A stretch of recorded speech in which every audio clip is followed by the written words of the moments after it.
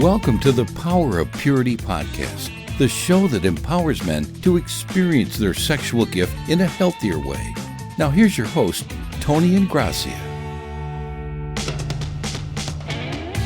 Hey guys, welcome back to the Power of Purity podcast. And I thought what I might do in the early stages of the Power of Purity podcast here is to share with you more of my personal story, because I believe that my story really is kind of at the epicenter of what I have to share, maybe the most important thing I have to share. I do this Power of Purity conference now, which consists of 30 different sessions. I trust that there's a lot of good information there that would be helpful and encouraging. But I really believe that my personal story is kind of at the epicenter of everything that I have to share, because it represents what God has done in my own heart and life, and I think that's the most significant thing that I have to share. So I wanted to start by sharing more of my story with you guys today. And I want you to understand that as I share my story, I'm going to talk about a lot of stuff that I'm not really very proud of at all. Some of the most shameful things, embarrassing things, heinous things, terrible decisions I've made around my sexual brokenness, and it's stuff that I'm not really proud of, but I feel that God wants me to share my story because it illustrates what God can do in a human heart, in a man's heart and life, and in a man's broken sexual self. And I'm like a living miracle, I think. I'm proof that God can change a man's heart. God can change a man's life. God can break sexual addiction. God can help a man go from a place of sexual brokenness to sexual healing. In the verbiage of episode 1, God can help a man to close the gap between the man that he's been and the man that God is calling him to be. So I just have on my heart to share some of my story, and I want to encourage you, that as I share my story, to realize I do it not just to convey my story and information, but really for a purpose, and that is I hope that you might see my story as a kind of template that you can lay over your own life. Kind of like if you went to church and they were going to sing a song, so they put an overhead on the projector and projected it up on the wall. Well, it's a kind of template. And what I've learned is that as I share my story with men, you see, I thought for a long time that I was like a total freak show and that I had all these issues and problems and something was really, really wrong with me.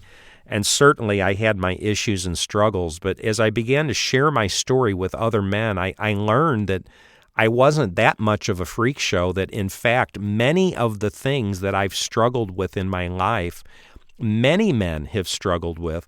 And in that way, my story is kind of like a lot of other people's stories. So I just pray that my template, my story can be a kind of template that you would lay over your life. And really my primary motive in sharing my story is to invite you into your own story, the story of your life, and begin to contemplate and struggle with and evaluate and consider your own story. You see, as a pastor and as a licensed professional counselor, I've really come to believe that most people do not understand the story of their own life. They might understand certain historical facts that occurred, things like my mom and dad got divorced when I was 9, or my baby brother got killed in the car accident when I was 12 years old. I smoked marijuana for the first time when I was 14.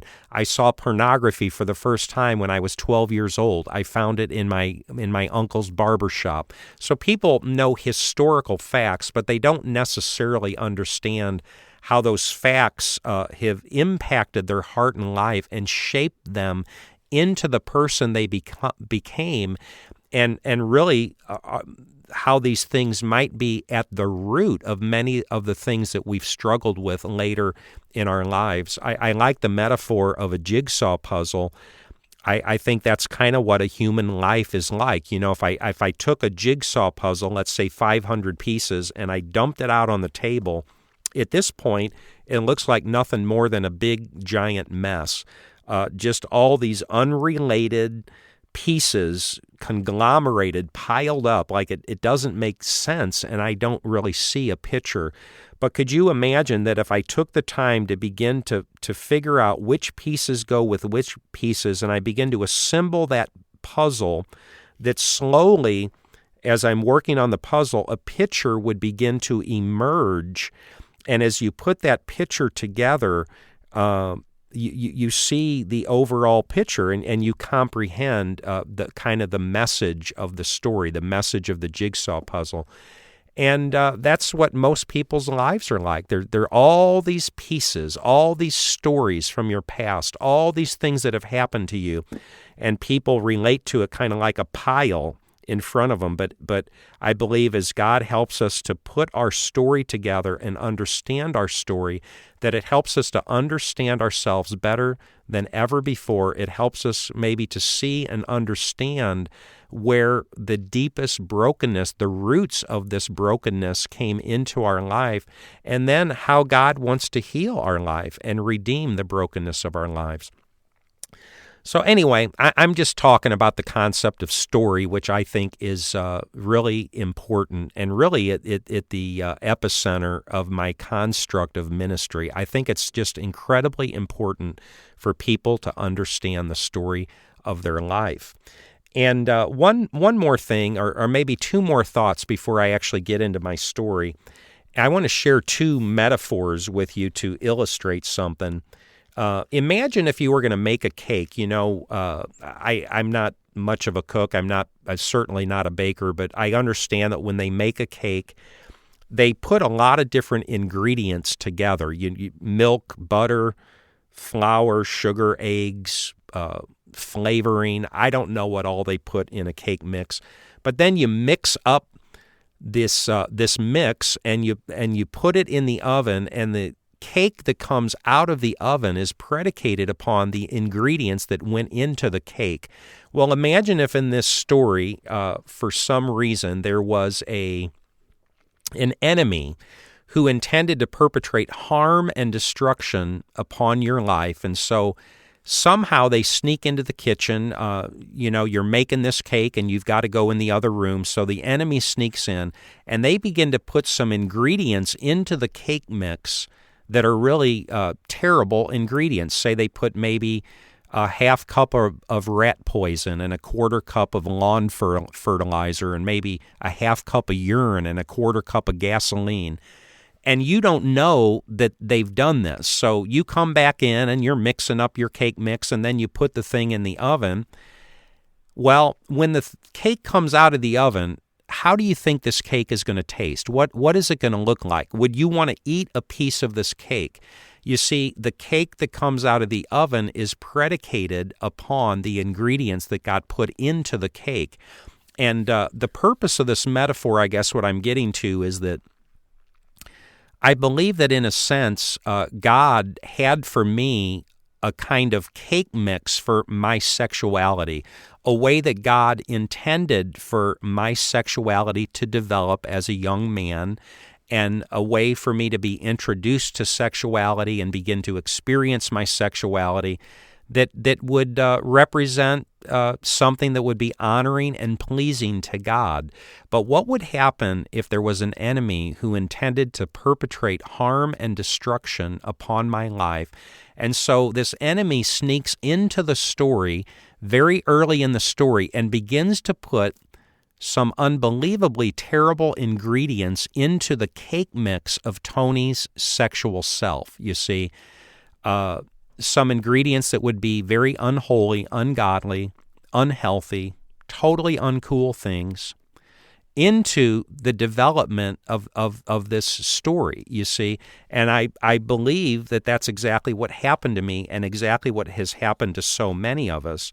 And as I got into my own therapeutic process and began to unpack and understand my own story, it helped me understand basically where my sexual addiction came from, where the roots came from.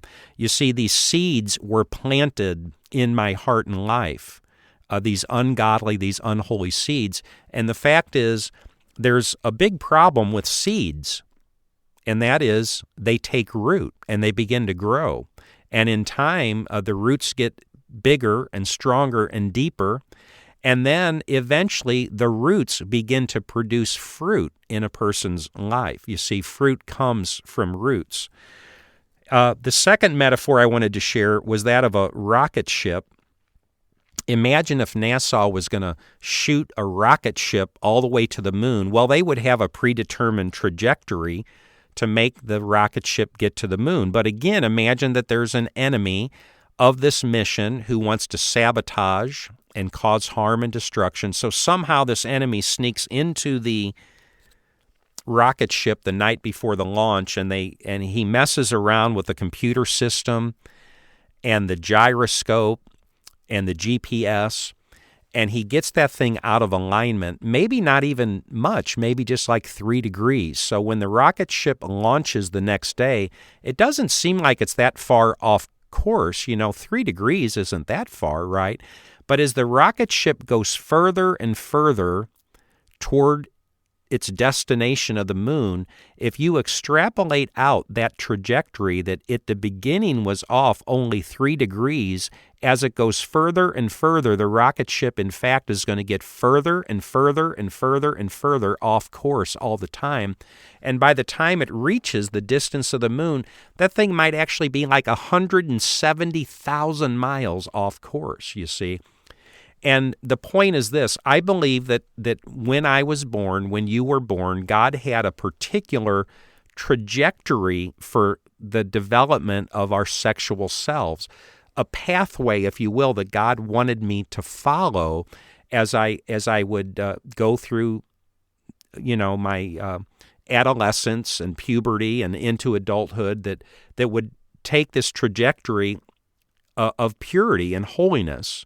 And I would develop into the man that God intended for me to be as a sexual person. But imagine this enemy comes in and messes with the gyroscope and begins to bump me off course, so that as I got older and older, 8 and 10, 12, 14, 16, and 18 years old, that I'm getting further and further off course all the time from the sexual person that God intended me to be.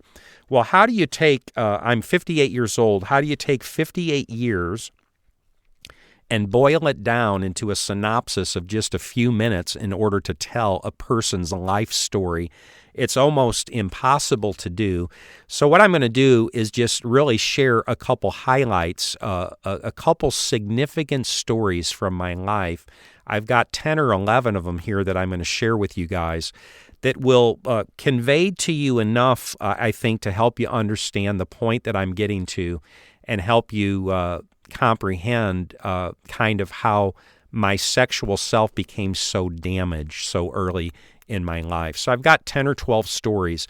And the first story I simply call my family of origin. I had a mom and dad like everybody else. There were 6 of us siblings. There were 3 brothers and 3 sisters. And if I had to choose 2 words to kind of say something about my dad, I would choose the words anger and fear. My dad was just a very angry man, and I think it's fair to say that we kind of grew up under a pavilion or an umbrella of fear when we were kids. I know at least I did, and I believe it was true in our family. My dad was frustrated a lot. He had a short temper. He was angry. And you just kind of learn when you're a little kid, stay away from Dad. The goal was to never become the object of his wrath. If there's a beehive up in the corner, you learn pretty quick, don't hit the beehive with a stick because the bees might come out and swarm you, and then you're in big trouble. So if my dad came home from work, go down in the basement. If my dad came in the basement, go outside. Just kind of keep a safe distance between you and Dad, you see. It was just safer.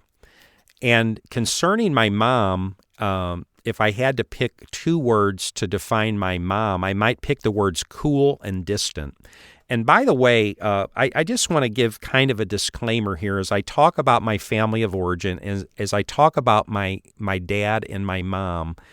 My motive is not to blame them for the person I became or to blame them for decisions that I would make in my life and really for my sexual brokenness and my sexual addiction. I do believe that one day I'm going to stand before God and I will have no excuses on that day, and I can't say, well, it was his fault, it's her fault, the things that I did wrong. I think I'm accountable to God, and nothing can change that. So I don't mean to lay blame on my dad and my mom. I love my dad and my mom. I think they were a great dad and mom. I think that they did the very best that they could do with everything they had to work with. But the fact is that our family was dysfunctional, as I believe every single family is dysfunctional. I don't think there's any normal family or completely healthy family. And the reason for that is the Bible says that everybody has sinned. Every human being is a sinner. And so it just looks different in different families and different people. But certainly every family has their issues, and no family is perfect. Well, with that being said, I mentioned that the two words I would pick for my mom would be cool and distant. And I guess what I'm saying is that there just was not very much relational or emotional warmth in my household, in my family of origin. I have little to no memory as a child of ever being touched except in anger.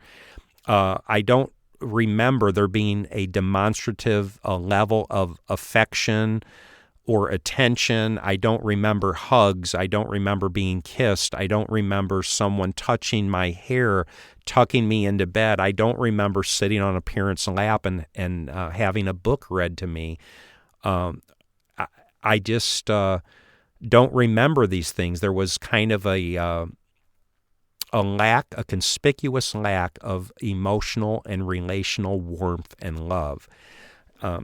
And it was something, I think, that really significantly affected me, and I really didn't understand this until I got into my own therapeutic process and began to understand some of these things. You see, essentially, I think that the relational dynamics that were alive and powerful in my family of origin essentially left me as a young man kind of relationally and emotionally starving as a young boy.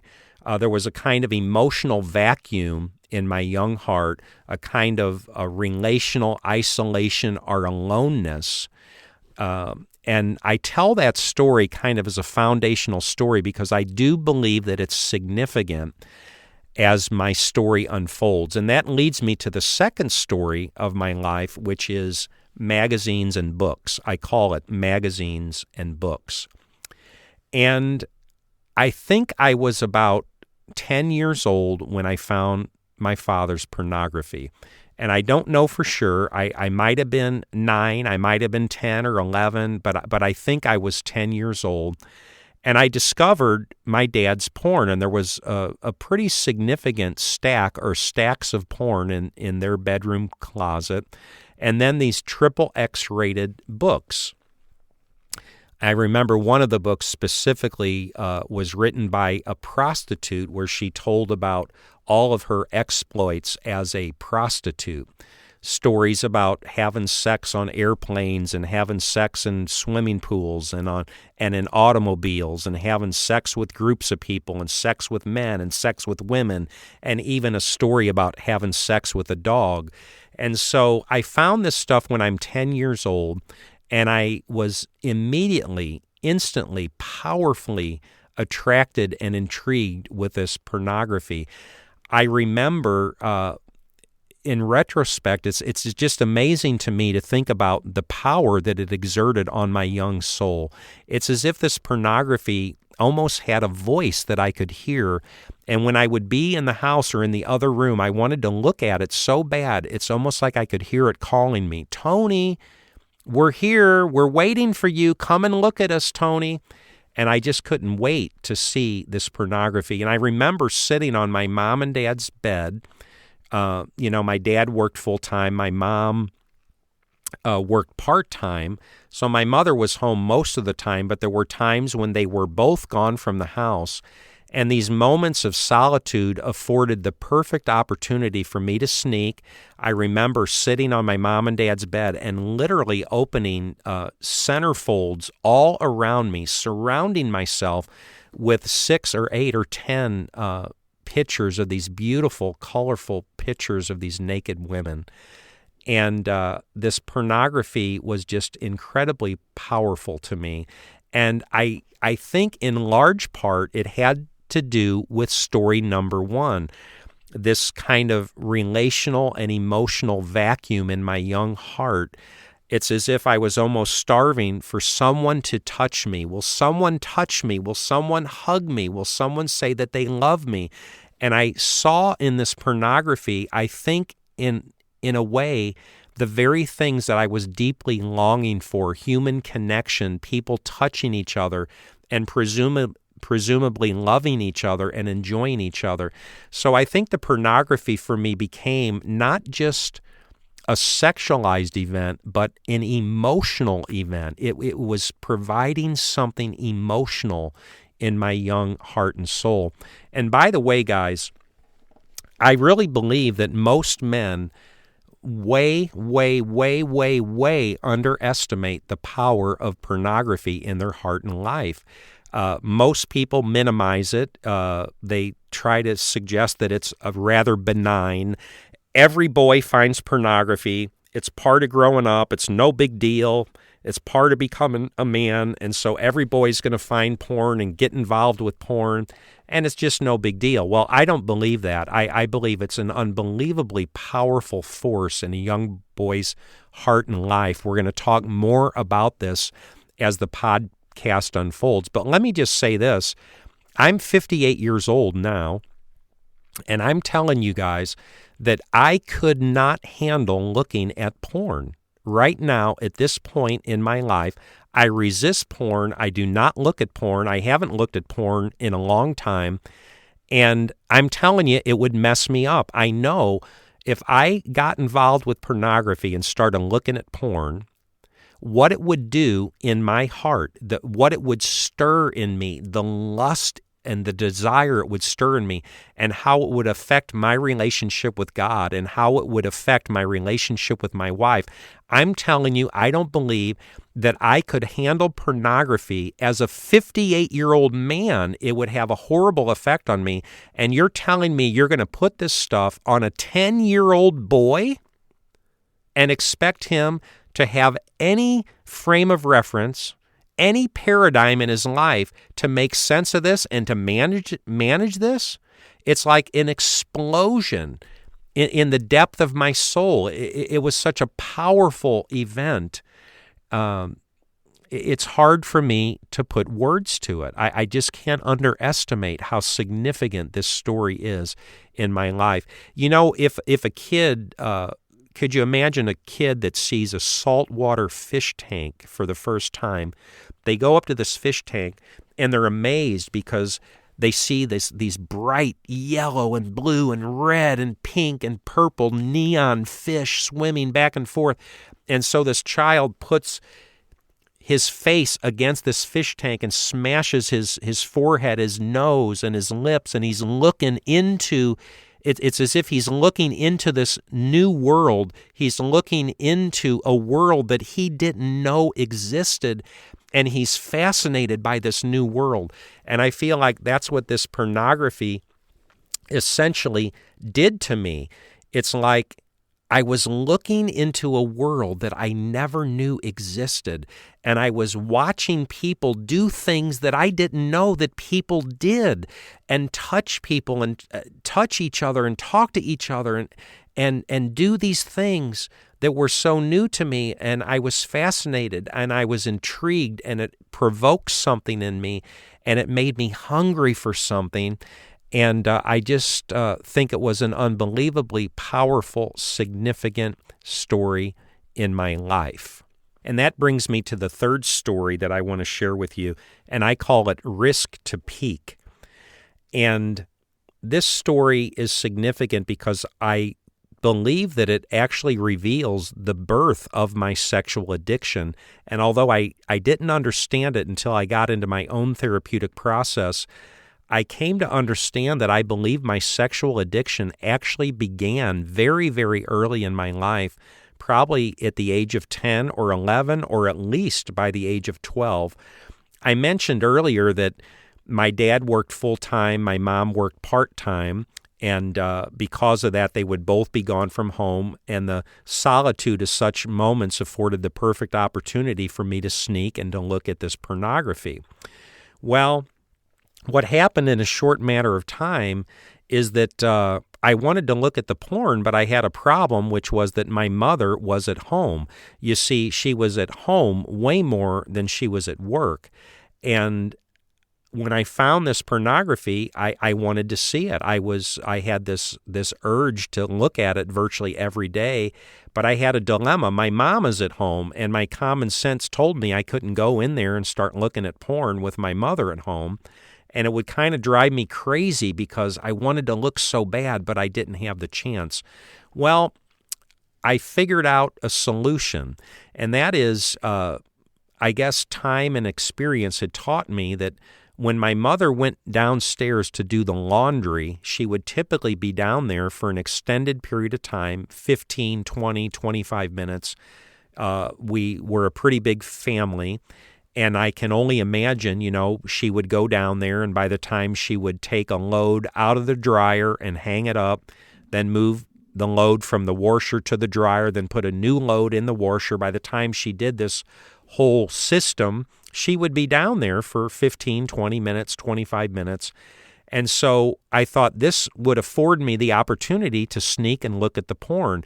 So what I would do is I would go in my parents' bedroom, against my better judgment, knowing that I was taking a risk, and I would look at porn, and while I'm looking at this pornography, I'm listening with my ear for my mother's footsteps ascending from the basement, coming up the steps, so I could quick shut the closet, get and run and get out of the bedroom so I couldn't get caught. And when I was evaluating this story, and I came to realize the significance of the story, it kind of blew me away, you guys, because I realized that these were the seeds of my sexual addiction. Do you see it? Do you realize that in other words, when my common sense was telling me, Tony, don't do this, you shouldn't do this, it's too big of a risk, you might get caught, don't take the chance, I was learning at a very early age, essentially, to take chances with my sexuality. That this urge that was in me, that I wanted to look so bad, that I couldn't resist it. It was becoming bigger than me already. It was beginning to control me instead of me controlling it. And seeds grow, seeds begin to produce fruit, you see. And so as I got older, I can't tell you how many times that I was about to act out sexually. I was supposed to do something that I knew I was not supposed to do. And it's as if my conscience was telling me, Tony, don't do this. You know this is wrong. Don't take the chance. You might get caught. But I had learned from the time I was 10 and 11 and 12 years old to already basically cross my own boundaries of common sense and to take chances when it came to the issue of my sexuality. So I really think this story is significant. Risk to peak, that I would take the risk to peak with such a high possibility of getting caught. And yet I was already being compelled by my sexuality. You see, my sexuality was bossing me. It was taking authority over me and requiring me, in a sense, to do things that my common sense was telling me not to do, but I couldn't resist, and I had to act. You guys, I think that's going to finish up today's episode, and I'll continue my story on the next episode. So God bless you, and I'll look forward to seeing you then. Thanks for listening. Visit powerofpurity.org for more resources and information. And if this podcast has been helpful or encouraging, please invite a friend to listen. Until next time, remember, there's power in purity.